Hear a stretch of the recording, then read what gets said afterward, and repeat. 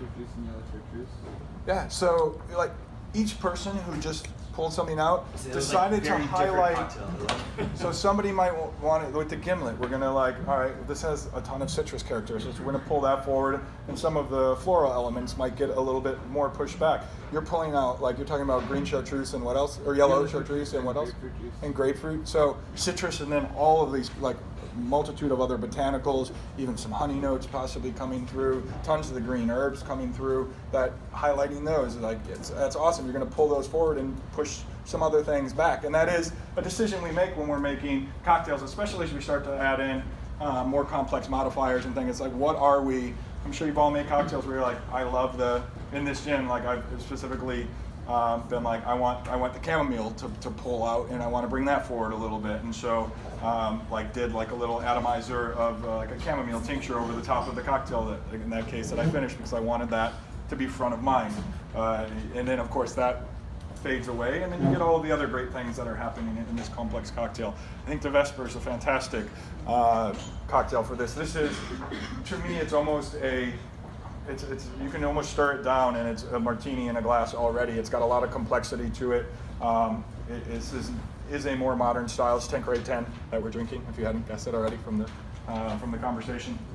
But it's got a lot of complexity and a lot going on, where I love Tanqueray, like that, Desert Island, right? Like that's like a great bottle. That's a utility gin, but it's going to play very, very differently. And if we look back even at the history of the spirit, an Old Tom gin is going to play completely differently. If we go back even further than that, a Geneva, what's that going to do for us? It's a whole different host of cocktails. I just did a gin tasting with the San Francisco World Spirits Competition, and we had 6 domestic gins that were all very modern profile gins, and I'd say 2 of those 6, juniper was not even on the radar when it came to the tasty notes. And again, that's okay. They were doing something different, but it was like a lavender bomb or a cardamom bomb or whatever. You're gonna make a very different cocktail like that. If I ordered a gin and tonic when I went into a bar and I got that really lavender forward gin, it might not be exactly what I was looking for, but in a cocktail designed for that gin, awesome. Like there's something to be said there. Yeah, that's really interesting too with gin, because it is such a broad category. It leads us into the slide that's up here.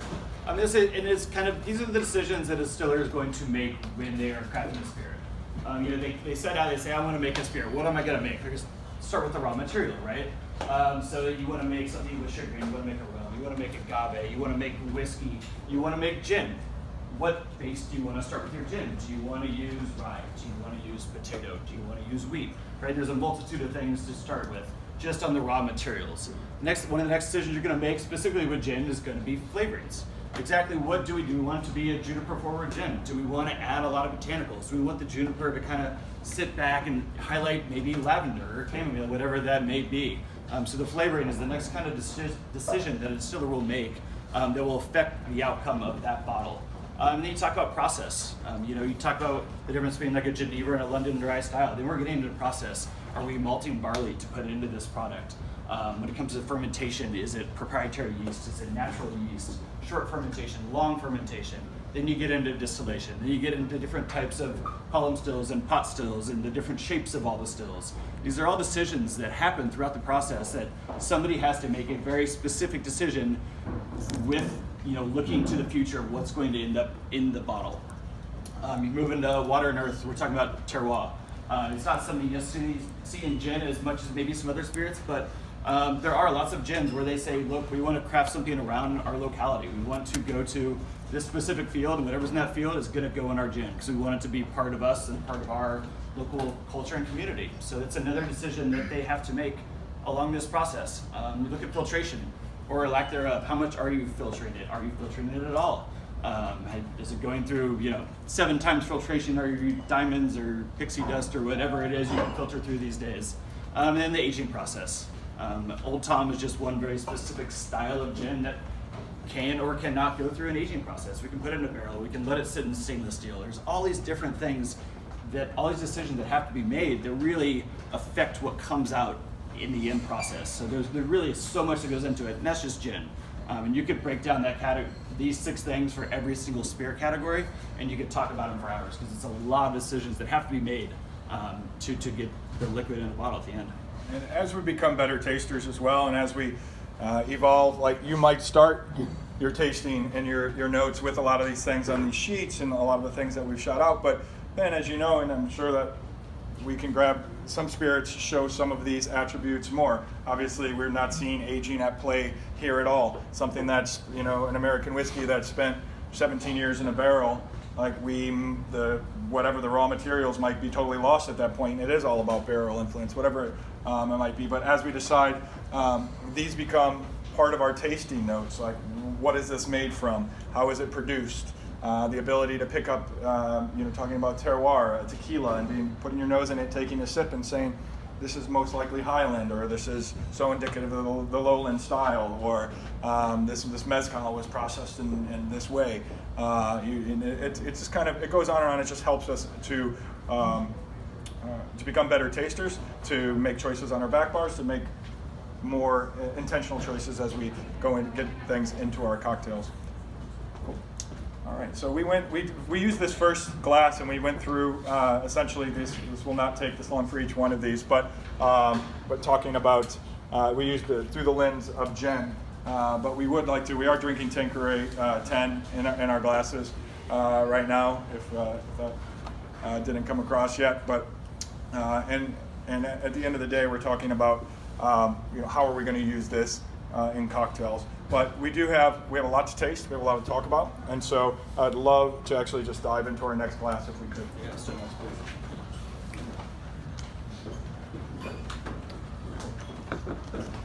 All right, let's talk about it. So visually,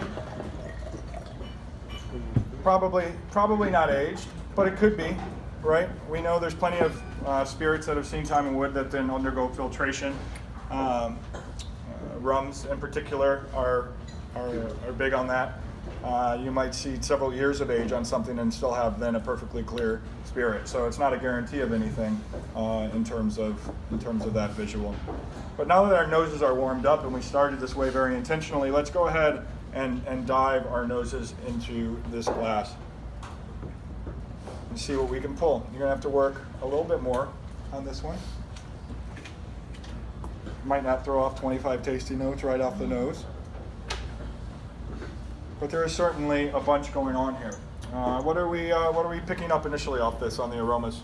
Vanilla. Vanilla? Yeah, sure. Buttercream. Buttercream? Yeah. Any spice notes at all coming off of this? Pepper, any citrus, Yeah. Lemon. some lemon. Yeah. Sure. Have to work a little bit harder with this one. This category asks for a little more from us as tasters. That's why we started with the gin category to begin with, because we really want to get warmed up and then dive into this. This is 100% one of my favorite categories to taste, so we'll talk about that a little bit more. Let's go ahead and taste twice. Definitely twice in this case, because we're coming from a really big, flavorful spirit that's a little bit louder, and this one is asking you to offer a little more nuance. What's that? Dough. Dough. Yeah, kind of like a bready, like yeasty kind of characteristic, that like raw bread.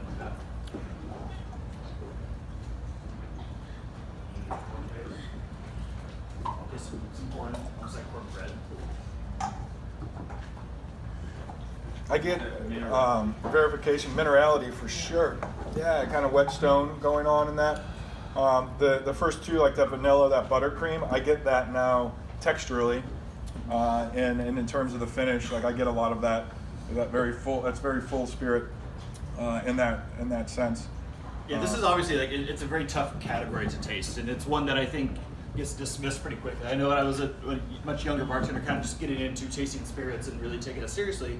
It's certainly a category I dismissed a lot, and I remember sitting in a room with a bunch of people that I had been learning from and watched them go through a blind tasting of this category, and I was just shocked and amazed about how much attention they were paying to it and the things they were pulling out that I just hadn't even thought about. I just never gave it a chance. And then years later, as I've done this, and I think this category is easier to taste when not surrounded by some of these larger spirits that we have. But tasting six, we can all figure out this is vodka at this point, 6 vodkas side by side, it's incredible what you can pull out if you give it the time and really get in there and study them. It's a fascinating category, especially when it comes to texture and finish. I think for me is the biggest thing. But when we're talking about processes, this is the most kind of open book in terms of looking at raw materials, mode of distillation, how is this created. We obviously don't have, there's nothing else to hide behind here. We don't have any flavoring agents in this.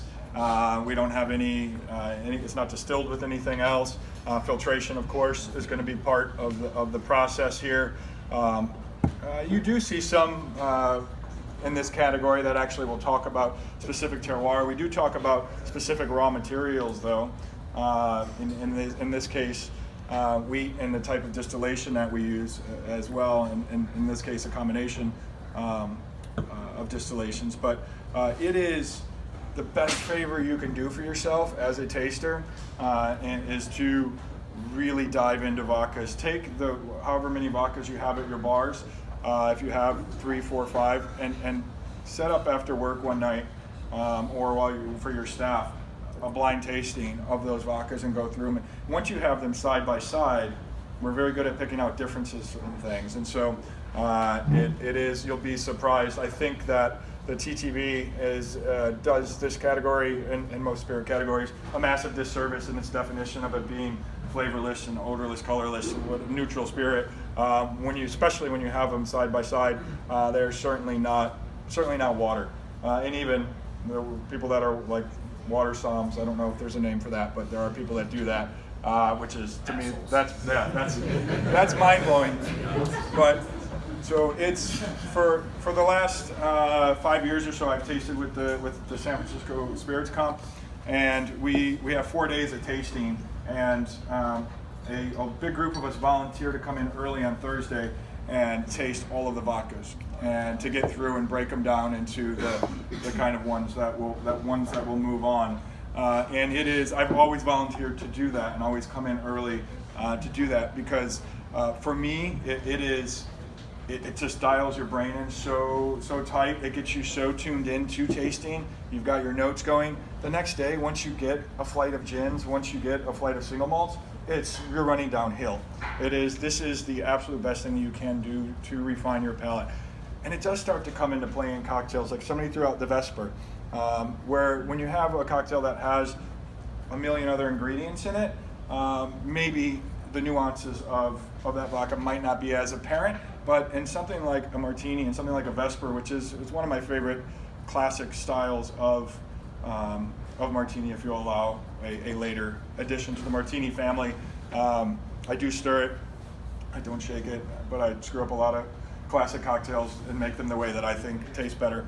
But I think in that case, it really does make a difference. You know, you've only got a few ingredients in that cocktail, and the choice of each one of those makes a massive difference. The gin you use, the vodka you use, are you using Lillet or Koki? Like, are you putting orange bitters in? Which ones? Like, holy cow, do you shake it or stir it? Like, that cocktail can be 10,000 different cocktails with 10,000 different combinations.